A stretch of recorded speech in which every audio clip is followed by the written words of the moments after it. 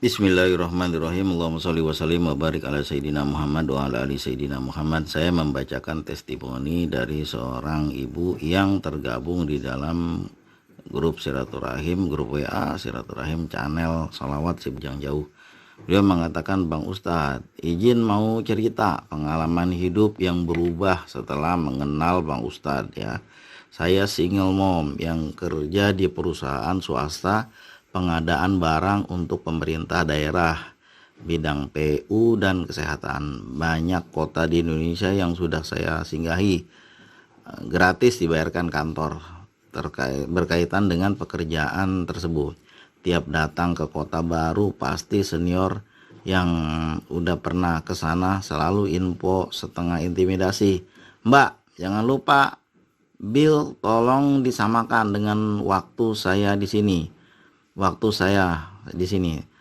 Transportasi sekalian, hotel sekalian. Sadar saya harus markup bill seperti mereka dulu. Nggak enak hati, tapi kalau saya nggak ikutin, udah pasti senior-senior sebelum saya akan kena masalah dari kantor. Belum lagi nego dengan petinggi untuk deal nominal buat orang-orang dalam. Dulu saya anggap hal tersebut sesuatu yang lumrah, memang seperti itu teknisnya. Jadi paham dulu ada iklan Wani Piro itu menyentil oknum rupanya.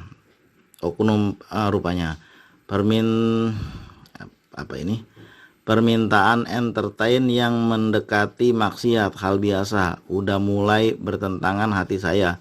Sudah lama saya baca sholawat munjiat karena sering dengerin YT, YouTube Ustadz YM, mungkin Ustadz Yusuf Mansur nih maksudnya. Akhirnya proyek saya goal terus bang karena berkah membaca sholawat munjiat. Jadilah mulai menikmati pekerjaan tersebut dengan segala fasilitas dan komisi yang sekali dapat aja saya bisa beli rumah, tanah, dapat membeli kendaraan, pokoknya nggak pernah kekurangan bang. Tiba-tiba ada kasus seorang menteri yang terciduk korupsi beserta istri dan anak-anaknya. Juga perusahaan pengadaan yang sama persis.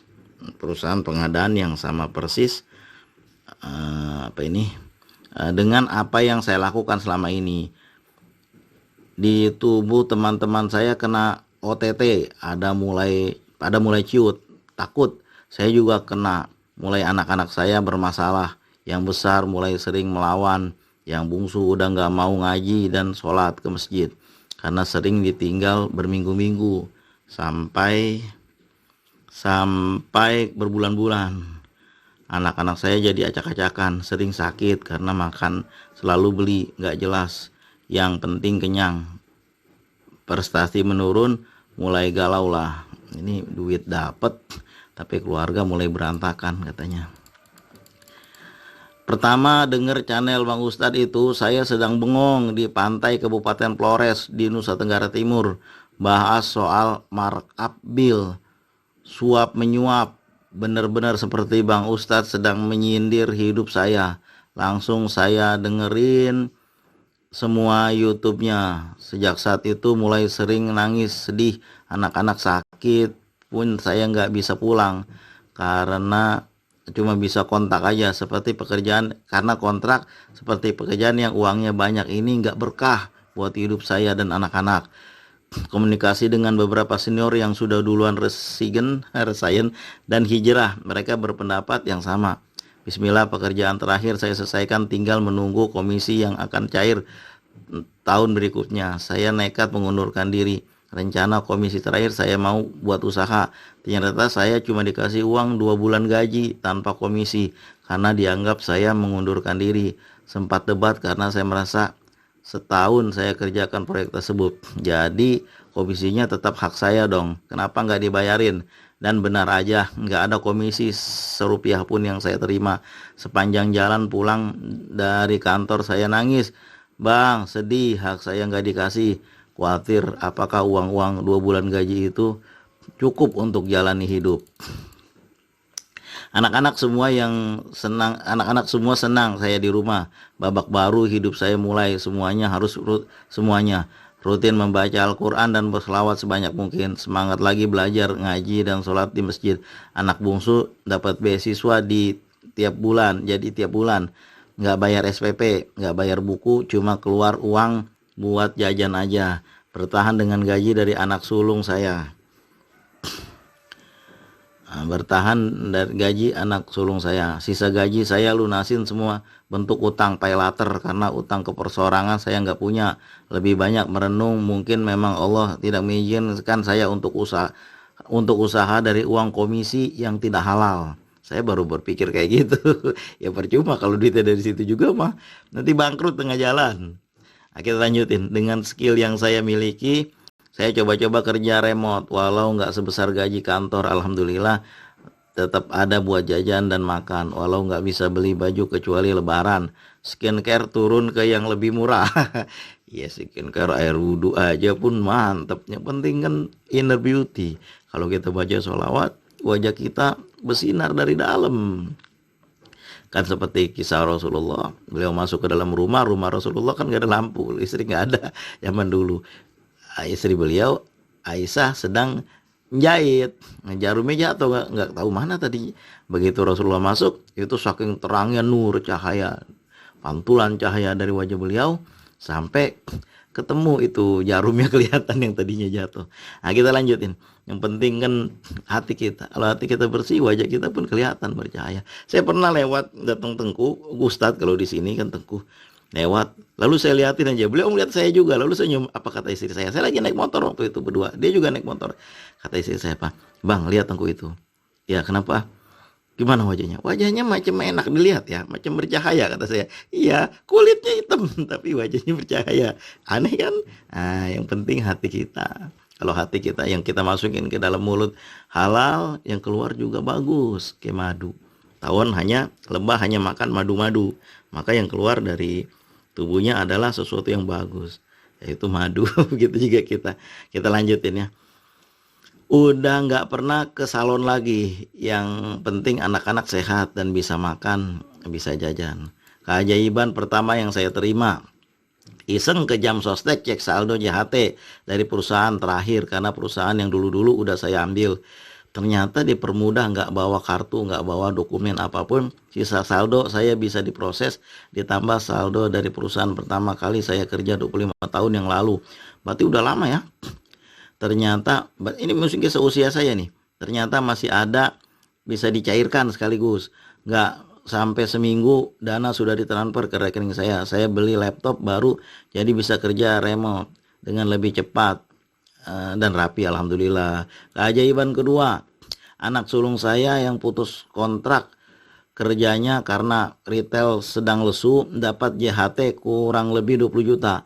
Anak saya ingin beli motor tipe yang diimpikan, yang cewek banget, pakai uangnya sendiri tapi nggak mau kredit. Ternyata tetangga sebelah mau pensiun dan mau pulang kampung ke Medan. Dia jual murah motor, sepeda dua dan isi rumahnya ke saya dengan harga sangat murah sekali, lebih seperti ngasih, karena nggak mau bawa-bawa barang tersebut ke kotanya. Harga total semua barang-barang itu, motor, isi rumah, sepeda, apalagi tadi itu di bawah nominal JHT, berarti semuanya kurang dari 20 juta yang anak saya terima. Jadilah kami beli aset tetangga tersebut, apalagi motornya seperti merek yang saya impikan. Alhamdulillah bisa punya motor impian walau second, tapi masih sangat baru. Kelebihan uang JHT kami pakai pulang kampung, ziarah ke makam orang tua, dan bersilaturahim. Ini udah bagus ini. Udah bagus masih ingat orang tua kan. Di antara kesibukan-kesibukan kita, Allah menuntun kita, mungkin berkah dari membaca salawat ibu juga ini. Memang awalnya ditutup seolah-olah susah, tapi ternyata jalan itu jalan yang paling terbagus. Saya udah ngerasain begitu juga. Dengan saudara yang masih ada, sambil bawa tentengan sedikit. Selang 1 bulan nganggur, dia ditelepon sama toko retail lainnya. Toko apa ini dibilangnya MI. Untuk direkrut kembali ke toko barunya dengan brand baru, yaitu SO. Kemudian brand baru yang kualitasnya selevel dengan harga lebih murah. Alhamdulillah anak saya dapat kerjaan yang lebih tinggi jabatannya, gajinya lebih besar, serta ditempatkan di Blok M yang dari rumah cuma 1 kali naik Transjakarta. Alhamdulillah, terima kasih ya Allah. Keajaiban ketiga, masih ada lagi rezeki dari Allah untuk anak bungsu saya. Dia rutin sholawat Jibril 1000 kali dalam sehari. Selepas ditinggal ayahnya, anak saya usia 2 tahun. Waktu itu ayahnya nggak pernah kasih nafkah 1 rupiah pun, dan nggak pernah komunikasi sama sekali, kurang lebih 9 tahun lamanya. Usai kena naikkan kelas, anak saya pasang status pegang piala juara kelas bersama wali muridnya. Tiba-tiba ayahnya tanya sama anak saya, hadiah juara maunya apa? Juara kelas. Jawab, hadiah juara apa itu? Juara kelas, jawab anak saya.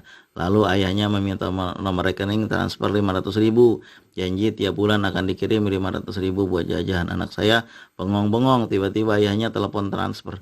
Tumben, berkah dari membaca salawat, insya Allah.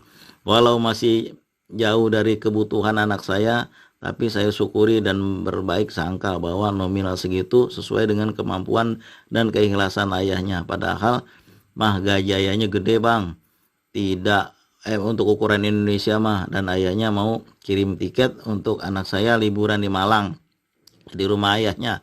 Anak saya nggak mau, saya nggak maksa, karena secara psikologis anak saya nggak punya keikatan batin dengan ayahnya.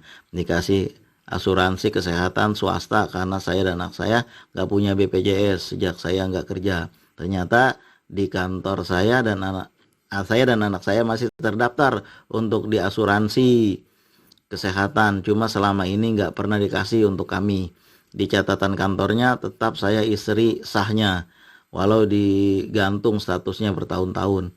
Dan dia sudah menikah siri yang punya anak lagi. Saya nggak menuntut apa-apa atas perselingkuhan mereka. Pokoknya nggak mau buang waktu, buang tenaga ngurusin suami yang kayak gitu.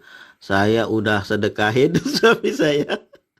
Buat perempuan yang lebih membutuhkan, bisa suami disedekahin. Biar Allah nanti ganti yang jauh lebih baik dari segala hal. Amalan yang saya kerjakan: 1. Zikir pagi dan petang. 2. Baca Al-Quran minimal 1 juz sehari, Yasin, Al-Waqiah, Ar-Rahman, dan Mulk. Ini kita selalu urak-urak ini di grup. Ayo kita baca Yasin, kita baca suratul Waqiah, suratul Mulk. Itu ada selalu di grup. Kemudian sholawat pohon uang, sholawat Nabi nih 400 kali, ya Allah ya Wahhab ya Rojak minimal 2000 kali, sholawat munjiat dan naria 11 kali tiap sholat, sholawat Jibril 100 kali tiap habis sholat, sholawat Adirikni minimal 3000 kali, tasbih Nabi Yunus 5000 kali. Demikian Bang Ustadz, 500 kali. Demikian Bang Ustadz cerita saya. Saya yakin kedepannya anak-anak akan naik kelas dalam kehidupan ini dengan terus bergerak dan berprasangka baik kepada Allah dan hanya bergantung kepada Allah. Wassalamualaikum warahmatullahi wabarakatuh. Terima kasih atas semua ilmu, pencerahan dan nasihatnya Bang. Semoga Allah balas semua kebaikan Abang dengan kebaikan yang berlipat. Amin insyaallah. Barakallahu fikum. Ini begini, kalau kita ingin derajat kita diangkat oleh Allah di dunia, derajat kita diangkat oleh Allah di akhirat, jangan lupa apa itu? Salat malam. Wa minal laili fatahajjat bihi nafilatan laka asa yab'asaka rabbuka maqaman mahmuda. Dan sebagian malam dirikanlah salat, sujud kepada Allah. Mudah-mudahan Tuhanmu akan membangkitkanmu. Karir di mana aja derajatnya tinggi, di rumah juga derajatnya tinggi, ada aja. Nah, yang penting kita amalkan sholat malam, walaupun cuma 2 rakaat, tahajud, walaupun cuma 2 rakaat. Terima kasih kakak, terima kasih ibu. Mungkin seusia saya ini, karena 25 tahun masa kerjanya. Ya sekitar itulah kita 20-30 tahun.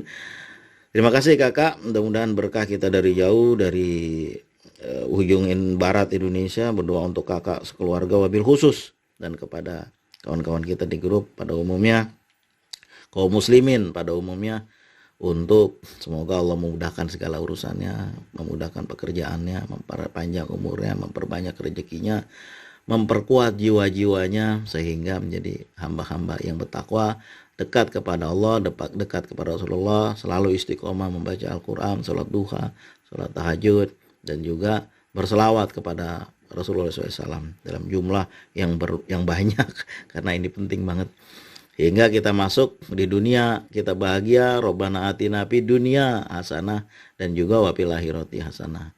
Ujungnya wakina azabannar. Faminhum may yaqulu Rabbana atina fid dunya hasanah wa fil akhirati hasanah wakina azabannar. Sehingga kita pada akhir hidup kita nanti akan masuk dalam golongan ya Tuhan nafsul mutmainnah, wahai jiwa-jiwa yang tenang, irji'i ila rabbiki radiyatan mardiyah. Masuklah kepada keriduanku yang ridho dan diridhoi, waduhuli ibadi, masuklah ke dalam golongan hambaku, waduhuli jannati, dan masuklah ke dalam surgaku. Wasikum wa nafsi bitaqwallah. Mohon maaf atas segala kekurangan, terima kasih atas segala perhatian. Assalamualaikum warahmatullahi wabarakatuh.